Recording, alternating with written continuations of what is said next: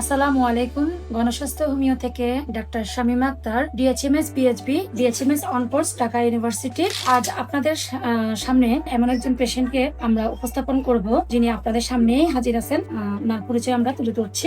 নাম রহিমা, বয়স 65 বছর। আপনার স্বামীর নাম? আবুল বাশার। পিতার নাম?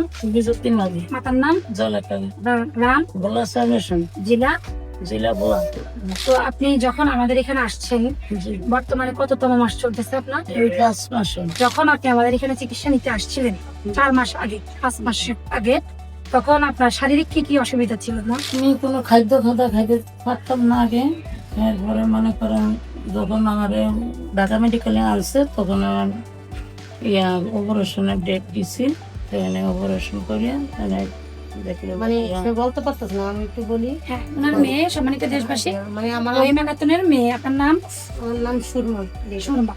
আচ্ছা, ঠিক আছে, বলেন আপনি। মানে আমার আম্মা 4 মাস আগে খুব গুরুতর অসুস্থ হয়ে গেছে, তার বাথরুম বন্ধ হয়ে গেছিল। তখন মানে এমন অবস্থা, সে মানে রাত্রে একালা অবস্থা অনেক খারাপ হয়ে যায়। আমরা ঢাকা মেডিকেল নিয়ে আসি, তারা পরীক্ষার টেস্ট মেস দিল।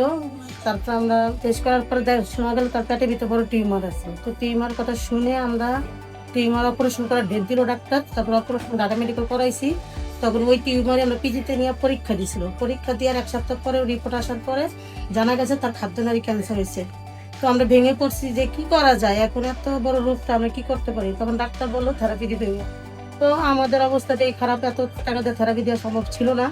তখনই আমার ভাইয়া কার্মিকের থেকে শুনছে ডাক্তার সরোয়ার নামে, ওনার কথা শোনার পরে আমরা প্রথমে আসতে চাইনি, মনে তুইয়া ছিল, সংকট ছিল যে আসলে কি এত বড় রোগ ভালো হয় কি না। তো একজনে বলো বিশ্বাসের উপরে যাও, হইতেও পারে। তো আমরা বিশ্বাস করি আসছিলাম।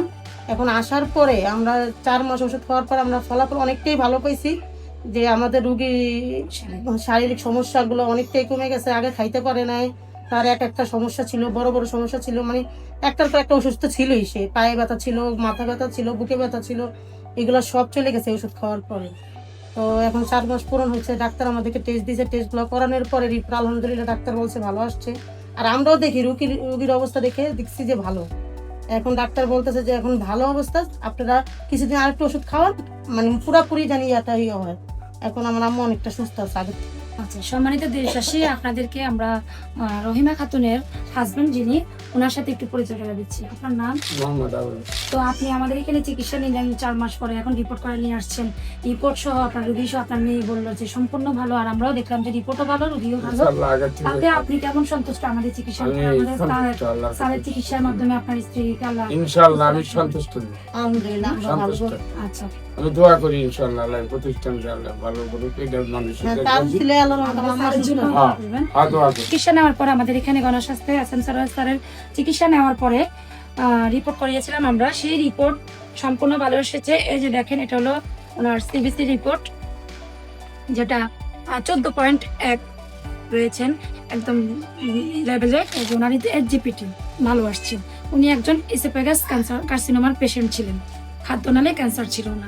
আর বিস্তারিত জানার জন্য স্ক্রিনে দেওয়া নাম্বারে যোগাযোগ করবেন। ধন্যবাদ। আসসালামু আলাইকুম।